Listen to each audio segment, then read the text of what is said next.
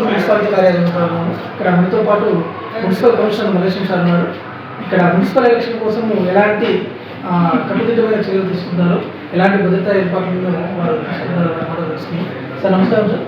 నమస్తే సార్, ఈ municipal election దృష్ట్యా ఎలాంటి ఏర్పాటు చేయడం జరుగుతుంది? నేను చెండూరు మున్సిపల్ కమిషనర్. సో ఇందులో భాగంగా మనం ఇప్పటి వరకు అయితే ఆర్ఓస్ ఏఆర్ఓస్ వాళ్ళ ఆధ్వర్యంలో నామినేషన్లు తీసుకోవడం జరిగింది. ఆ నామినేషన్ స్క్రూటినీ అయిపోయింది. ఆఫ్టర్ స్క్రూటినీ తర్వాత ఆ రిజెక్షన్ ఏమైనా అప్పీల్ ఉంటే అటువంటివి కూడా చూడడం జరిగింది. అప్పీల్స్ అయితే ఏమీ రాలేదు.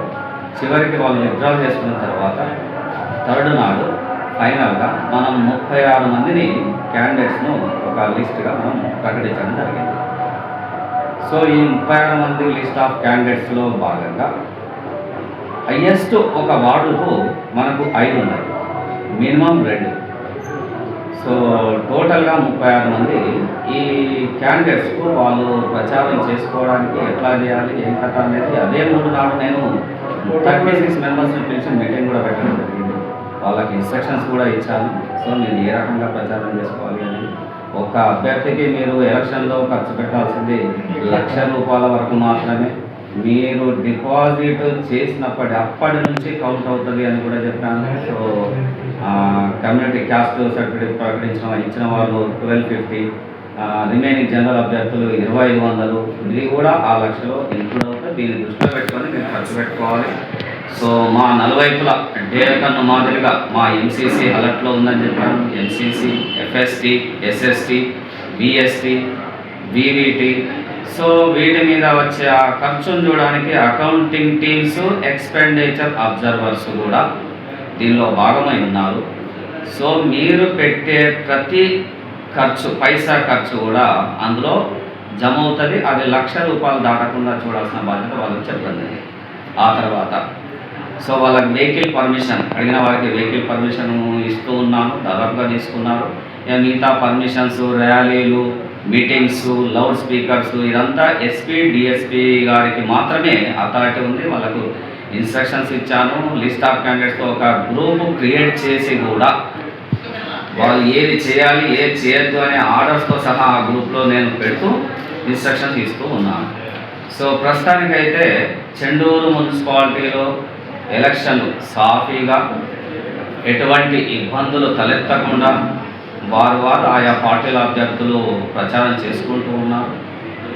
సో మనం కూడా వాళ్ళను చూస్తూ సరిపెడుతూ ఆ రకంగా ముందుకు తీసుకెళ్తున్నాం. ఈరోజు 5th, 6th, 7th, 8th, 9th, ఇంకొక 4 days.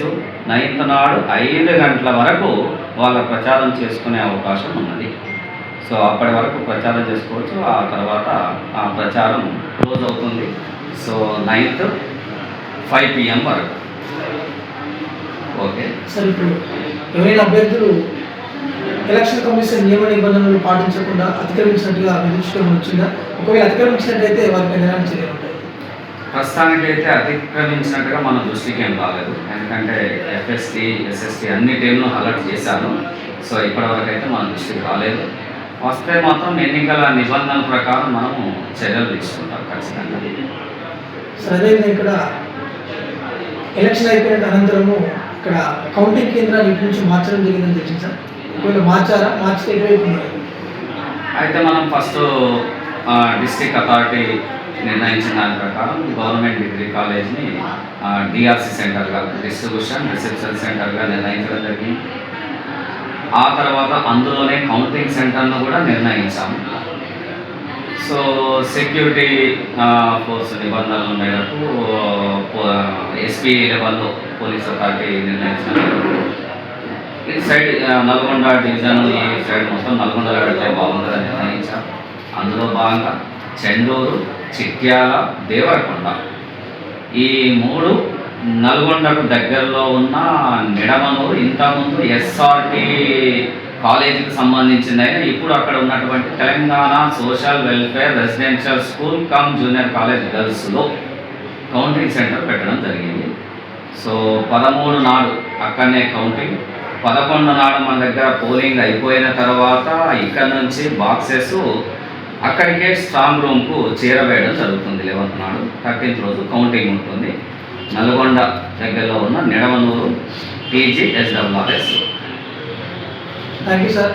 మీరు కోరిన విధంగానే ఎలక్షన్ సజావుగా జరిగేలాగా మీ ఆధ్వర్యంలో ఎలాంటి ఆటంకాలు జరగకుండా ఎలక్షన్ జరగాలని మేము కూడా సత్యనిజ కోరుతున్నాం. Court studio Venkateswarlu సత్యనివాస్.